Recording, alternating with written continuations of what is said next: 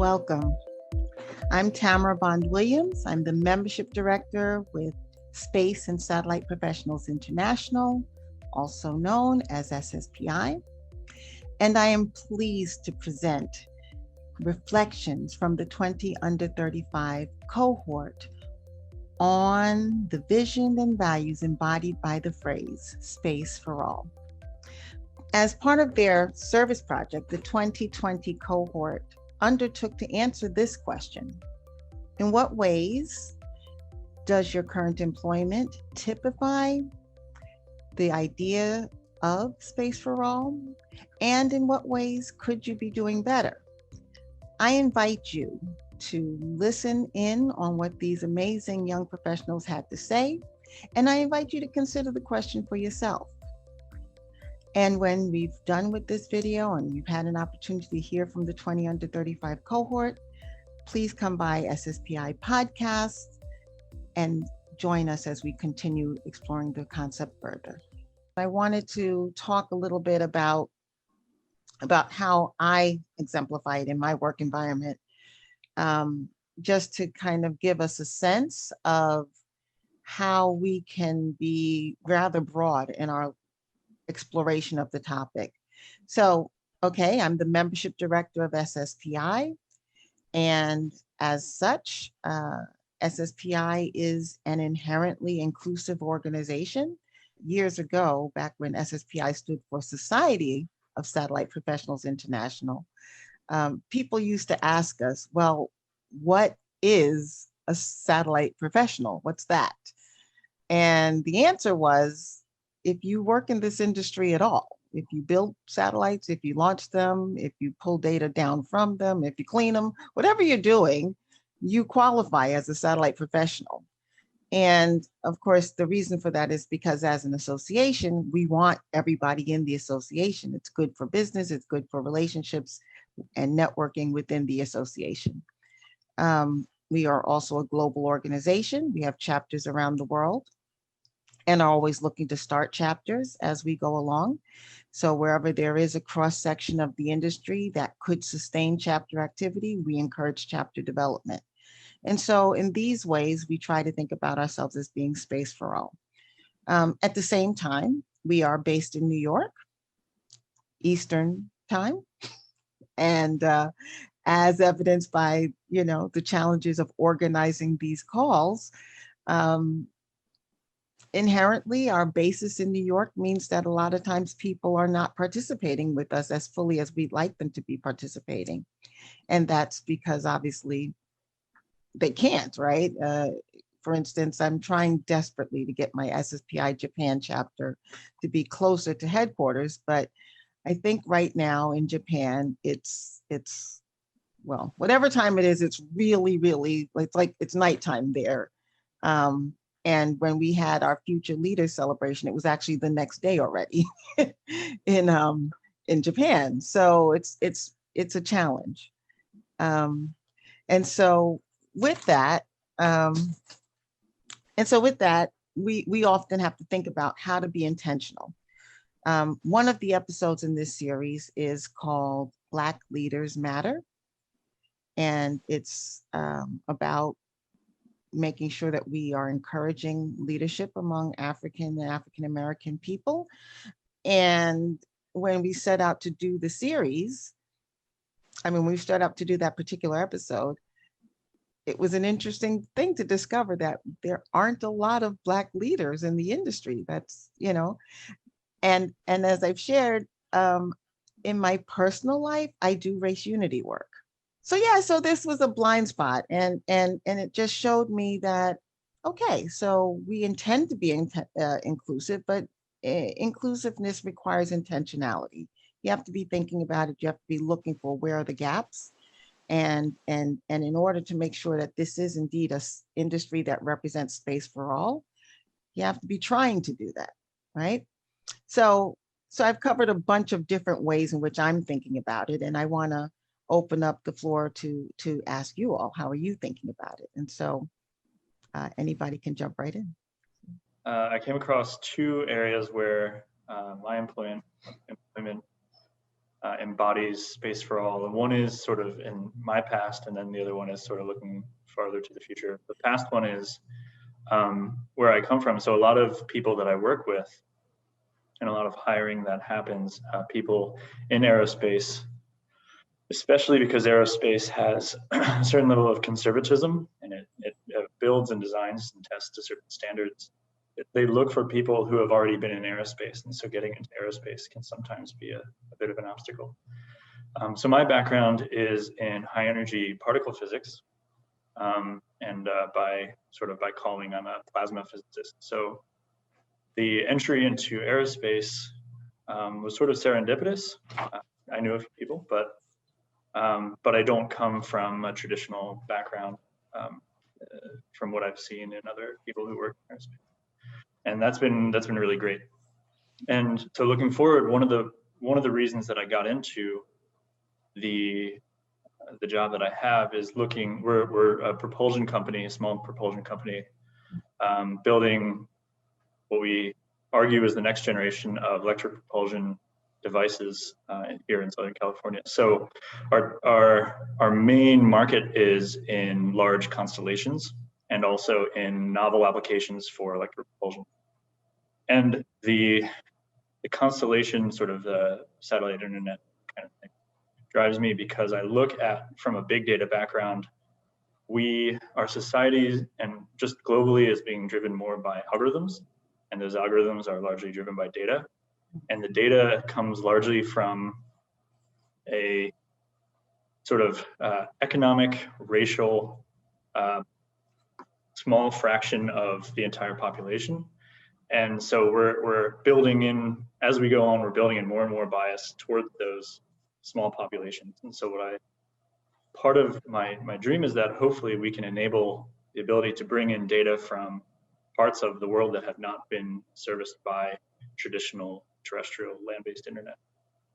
So that's one thing. And then the other is that I'm hoping that our technology, because we don't rely on noble gases like xenon and krypton, we can enable really interesting missions around outer moons and for less cost. So now you can imagine academic, hopefully to the extent that it's like classroom missions where they're eventually, not in the next couple of years, but eventually sent to do constant monitoring of Enceladus or Europa, or something like that. And I think a combination of influencing how we see ourselves as a species, and then also how we expand that to the rest of space. I think those are really interesting, and that is why I do what I'm doing at the moment. I can piggyback on that. On the electric propulsion front, that'll be a nice segue. Along with everything that Derek said, right, the data that we can collect from space really does benefit everyone, right? A lot of times when people ask, me and my peers what we do for a living and why we work on the types of missions that we work on, they say, well, why would you want to go to a moon, or why would you want to go to an asteroid, right? Like, who does that benefit other than, your colleagues and people who are already in that sector? And I think the reality that we're all really familiar with is that all of these different missions and applications come back to Earth, right? We go on these missions to learn more about ourselves and give back to our global community. We get to learn more about Earth science by going to space. We get to learn more about physics laws by developing these technologies. And so, although it's I think it's been a common question that's been asked to me is like, okay, well, why are you spending all of this money on space when it could be spent here, on Earth, benefiting, us directly? And one of the PIs that I've worked with, she just has an answer to this that I think is spectacular. And she says, well, all of the money we spend on space is spent here on Earth, by people here on Earth, for people here on Earth. Yeah. And so I think in that way, right, we push the boundary, we get this data, but it all directly comes back to us and our inherent curiosity as humans. If you don't mind me, I'll jump in right there, because Taylor makes a fantastic point about how space is important for society. So, we talked about diversity of the industry in terms of bringing in people of different backgrounds. So myself, I came to the industry somewhat circuitously. I used to be in investment banking, and I didn't realize there were these opportunities in the space industry. So through kind of just researching and actively finding out about it, I think it meant that I was able to come across the international space industry, meet lots of interesting people, and see all the different kinds of careers. And that led me into, the career I'm in now at Bryce, where I've been able to get a better grasp of how space has been important and affecting society as a whole. So although it's a $360 roughly billion industry, its effects can be felt across all parts of society, trillions of dollars of the global economy. And you see that in the sense of the fact that, space contributes to all 17 of the UN Sustainable Development Goals, which, how many solutions can say that? How many technologies can say that? So, and in the UK, space is one of 13 critical national infrastructures. So, an essential part of society that I think part of the challenge is, we within the industry, we all know how beneficial it is from, the navigation through to telecoms and the remote sensing capabilities. But part of the challenge is being able to engage with those outside of the sector to get them to understand and appreciate how it's actually beneficial. I think in the broadest context, when you speak about NASA or the Jet Propulsion Laboratory, I think one of the key things to remember or to keep in mind is that, ultimately, everything that NASA does, everything that JPL does, is and should be for the public good. Because we are in the United States, we are the national agency for space in the US, that necessarily does focus a lot on the United States and its citizens. But quite often, and for the most part, a lot of the things that we do, either in releasing technology into the commercial sector, or we use the term infusion there, or technology transfer. A lot of those things, when they go to commercial companies, they don't stay within the US. They do spread across the world. Mm-hmm. And then also, like, the scientific knowledge, the data, everything else, like, more often than not, it's posted publicly and is publicly accessible to not just US citizens, but to anybody all over the world. So for example, one of the missions I'm working on, Sunrise, where I'm the mission design and navigation lead, the ultimate end state for all of the science data is on one of NASA's public repositories of scientific data, and anybody in the country, anybody in the world can access it and do whatever scientific investigation they want with it. And that's actually one of the things about whenever I'm working on a mission, I always look for something about it that is meaningful, some reason why I can care about it.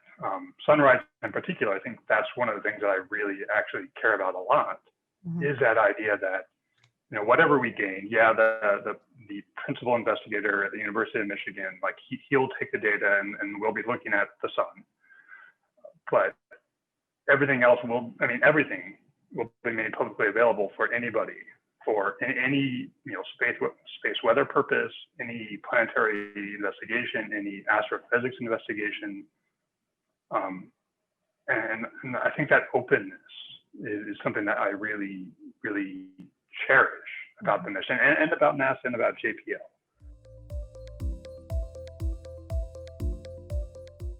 I think it's all about this. It's all about the community, how to have people engaged into the community. I've been in space sector for more than 5 or 6 years now, and I feel that this is a small family. Everywhere you go, you meet always the same people, and it's also people that are passionate So you will meet them for a long time because they will push their idea until this is done. So this is very inspiring.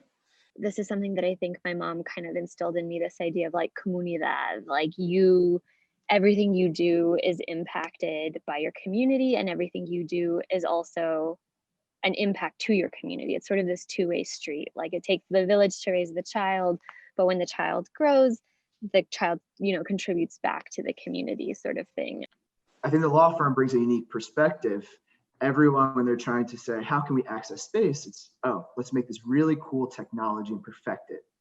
Second part of that triangle is we need to get financing. We need banks and VCs and investors just to be generally enthusiastic about and to fund us so we can build that technology.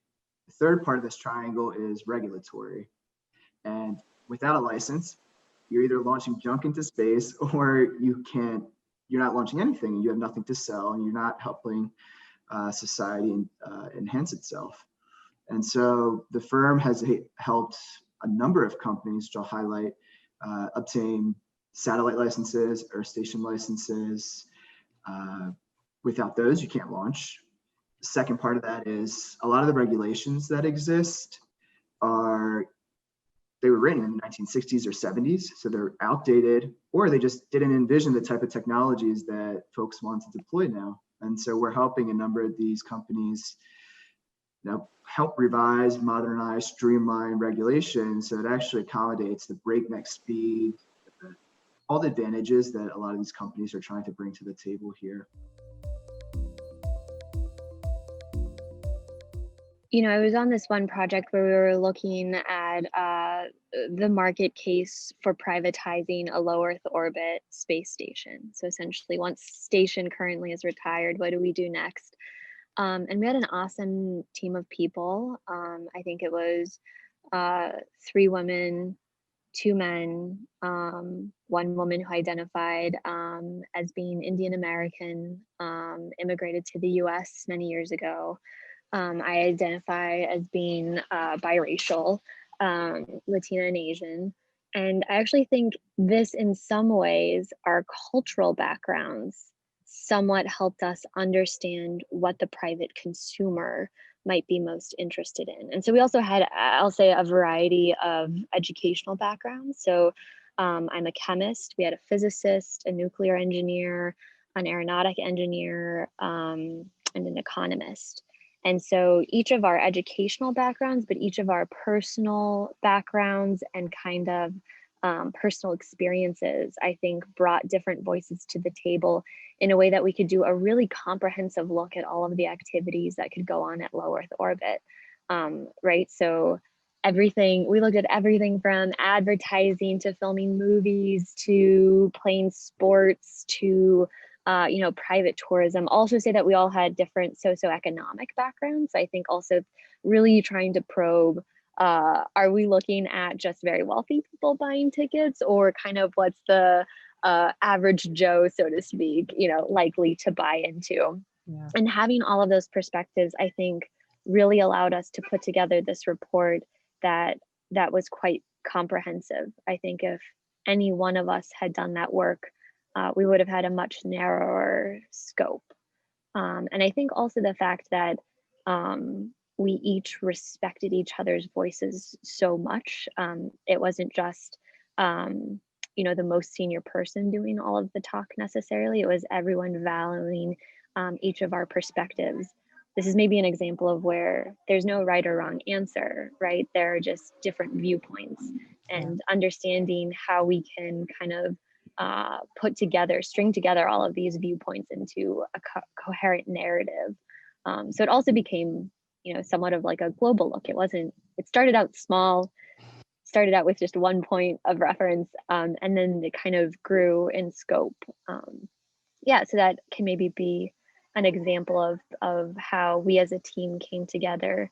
And because we all had this kind of mutual trust and respect of each other, we were able to put together a much better report than we would have been able to do individually.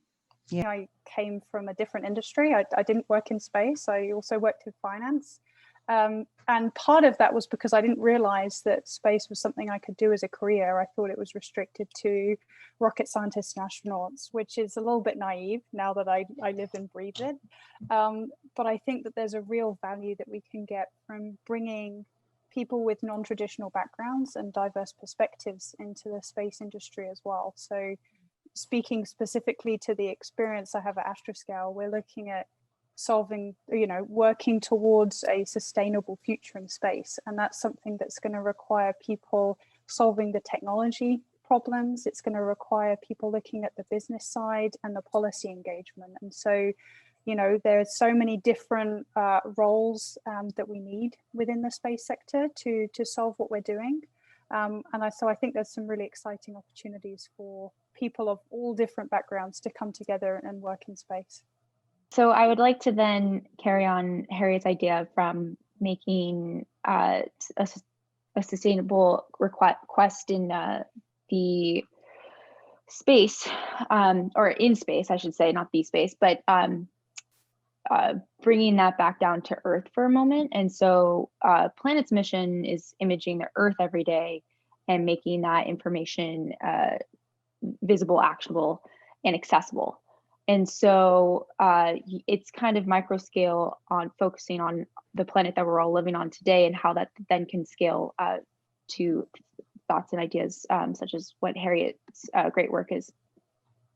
And so we do that through, we kind of see this as democratizing space for all and gaining the understanding of how how space is then being able to be accessed to all, and we're first starting in the Earth observation industry. So I see that as in being able to have robust access to technology through data access of streaming APIs and making it easy and understanding for all. People being able to physically task their own satellites and gaining the information that they directly need and want. And then also creating the foundational analytics for people to better understand who aren't necessarily geospatially aware. So we talk about people being in the industry, and oftentimes that's sometimes limited to then people with the basic understanding of geospatial remote sensing satellite observations, that they're the only ones that could then benefit from the data and imagery because they know how to manipulate and derive insights from it. And so I think it's also precedented to be able to note that there's companies also trying to make that data access and information available to everyone to understand and comprehend and digest, and not just the people and analysts who are necessarily working on this every day. What we need to do is we need to lower that appearance of it being too large of an obstacle to overcome for people to join our industry, because I think it was Harriet who was speaking to that we really need to bring in a lot of other people. This isn't just for rocket scientists. We need doctors and machinists and strategists and marketers and suppliers of all kinds of different things to really make this industry work. We need artists. We need, put the word space in front of any title, and that's a legitimate career that should be, that we should elaborate on, and we should let people know that that's something that they can achieve, without having to be a math whiz or an engineer. So I think it really falls on us to make sure that we're breaking down that barrier and coming at this in a fashion where there's humility, and we're open to discussing the obstacles that we overcame and making it okay to make mistakes on the way, to get here. In space, and also my domain in space exploration, it's not only space companies that should be part of it. We need capabilities and competencies from all the leading terrestrial companies also to explore new worlds. So what I'm trying to do in my position is also to make bridges to companies that are leaders in mining, energy, and so on Earth, because we need their capabilities and their innovation also to explore new worlds. So space should also go out its own boundaries and talk to people that are maybe not on this topic, but might be interested by this topic. Space is not just for aerospace engineers. Space is really for everyone. I mean, we can just look at our backgrounds here in this chat.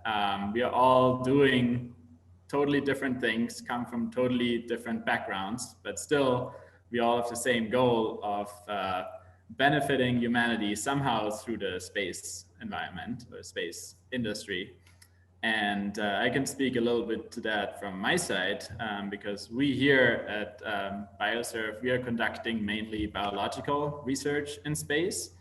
And the reasons we're doing this is to find, for example, like new biomanufacturing methods or new treatments for diseases here on Earth, for really the greater good of improving life here on Earth for all of us. And so I think I can give you two examples of that. So we are using the microgravity environment, for example, to grow human tissue, like kidney or heart cells, but we're also growing cancer cells. So really like disease-oriented cells in space. And with that, we are hoping, or we already did sometimes, find novel treatments that are or will be affecting all of us here on Earth. And the really cool thing about space is that it's really unique. There is no other place anywhere where we can do those fundamental scientific discoveries, because there's no place where we can have microgravity for longer than 20 seconds, except in space or the International Space Station, for example. So it's just this very unique environment, and you have to look in these unique environments to make discoveries. But then on the other side, we are also trying to push for human space exploration to really allow humanity as a whole to expand to new worlds. I think we should be ready not only to invite people from outside, but also accept other approaches, not only in dynamics and in project, but also in way to do business in space, because space has very traditional approach, and diversity is not only into the way we approach within the team, so diversity of teams and cultural background, but also diversity in terms of age. Sometimes I see that we have colleagues that are very conservative in the way they want to share their ideas and with whom they want to share their ideas. And I think diversity should also be ready not only to accept different backgrounds, but also to accept that something new might also be good, as well as was the more traditional way. And I would say it's diversity that it's vertical and horizontal. It's sort of a 3D diversity. And I think we are ready for it.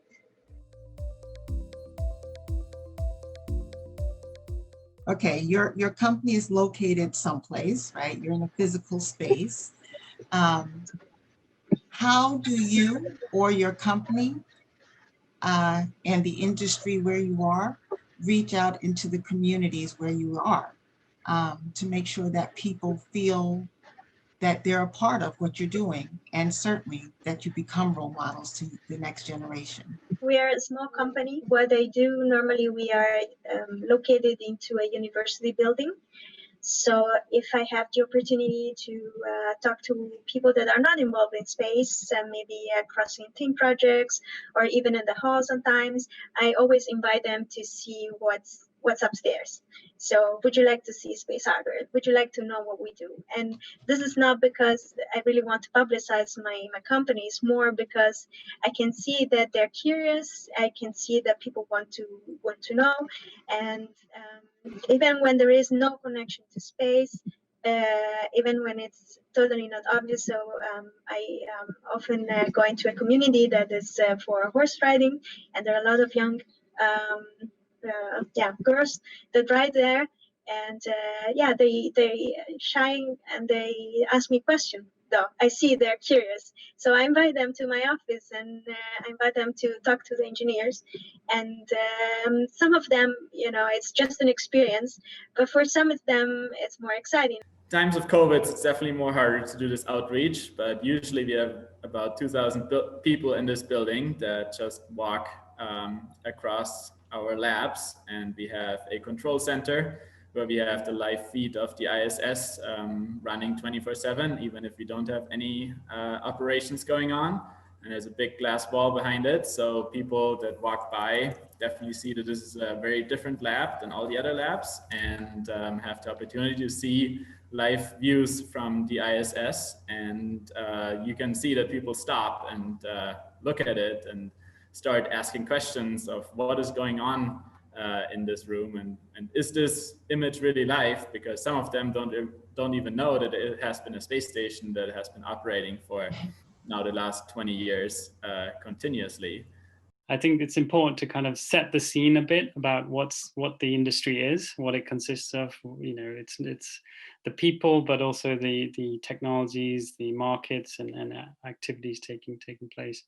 But aside from that, now that we're in this during COVID era, lots of webinars and panels and kind of engagement through, at least in a UK level, in different kind of organized panels and events.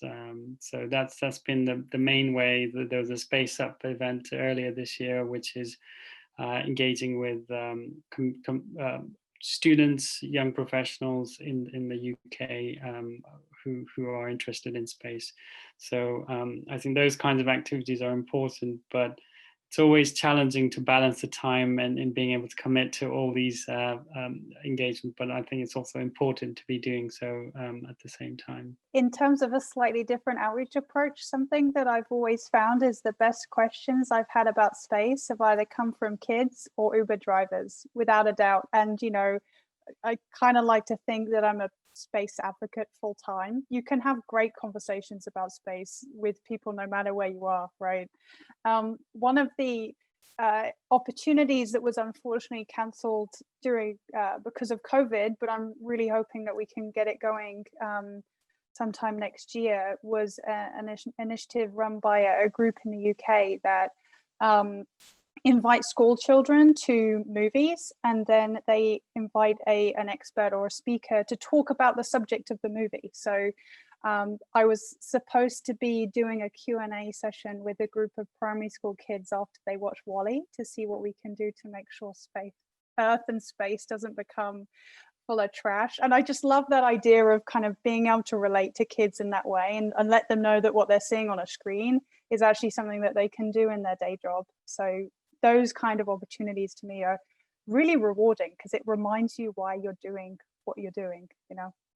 But on I guess a broader but still relevant scale, Maxar takes some of the photos that we have from our low Earth orbiting satellites and makes them public data. So most recently, right, we've published photos with wildfire smoke in California and the ones in Colorado, and we make that data available to the public on a wide scale. They post it on Twitter and Instagram, right, so that it truly is available for anyone to come across in their everyday life and see how this data that we obtain from space actually does impact us directly on Earth, and how we might be able to use that more proactively. And, you know, really, who doesn't like to see pictures from space? So I think that it's a nice, engaging way to simply get the word out there that these things do make a difference for everyone.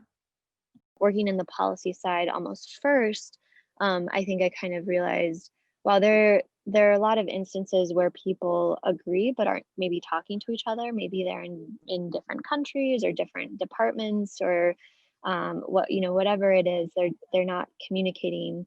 They're thinking there might be an issue, but in actuality, everyone's basically on the same page, sort of thing.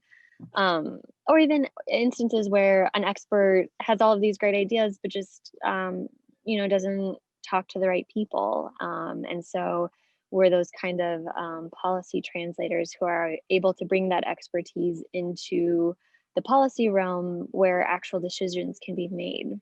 And so with that background, now being kind of on the other side of things in a research lab, yeah, I think that there are definitely a lot of spaces where we need to be doing maybe more communication with the broader community, because I think there's a lot of really great work that's going on that, you know, the community maybe would be interested in learning about, kind of community at large, but even that other people within the community, like maybe policy analysts, might be interested in knowing about.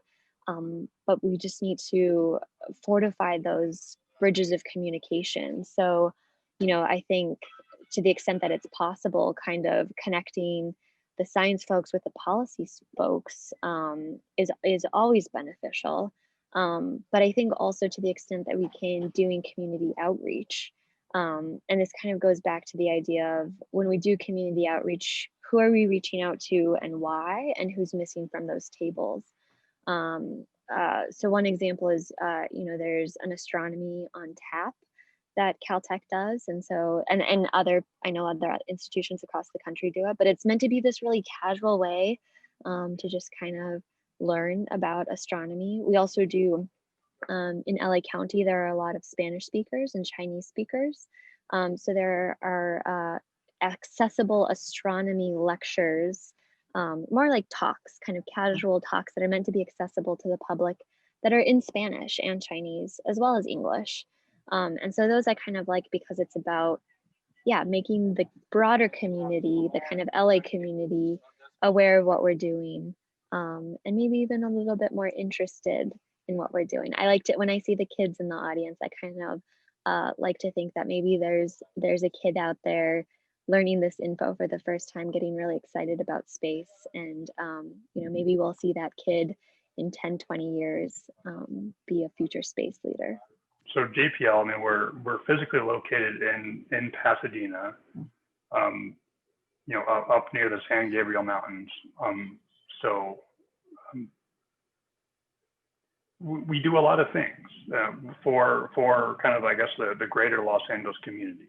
I don't think that there was certainly not a week that went by, and probably closer to not more than a day that went by that I didn't see people at JPL, you know, there's an education outreach office, you know, them giving tours to student groups or groups of other people from the community, you know, retirees, families. You know, JPL also has at least annually an open house for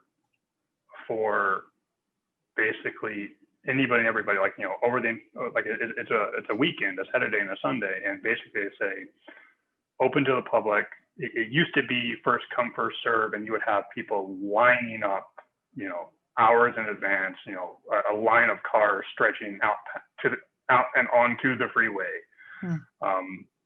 They realized that wasn't ideal in terms of safety, so they started doing an online ticket system. But it's still, again, that's kind of a first come, first serve, or a lottery type system where anybody who's interested can sign up, come on lab, and they set up tents, they set up booths, they walk you through tours of the facilities, you know, showing you what we do and why it's important for the country and for all of the world.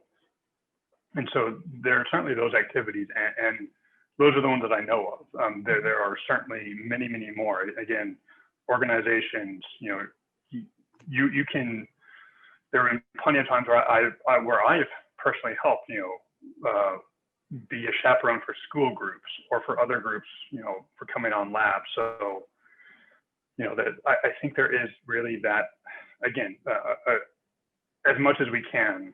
I have never met a JPL employee who has not been happy to help out with that, and who has not, you know, when you see student groups walking by, you know, we always wave, we always say hello, you know. If I had a couple parting words for whoever is listening, is just continue networking, and networking should feel awkward and difficult. That means you're doing it right, and you never know where that will bring you, and especially in this industry where I've been told, you know, there's 1,000 seats open, but only 999 are filled. You will find it, and you will absolutely fall in love with this industry. As highlight it, it's small, and it's a beautiful, close-knit group, and you won't want to trade it away after that. And so keep with it. I hope our space community continues to grow and continues to encourage all voices to come to the table.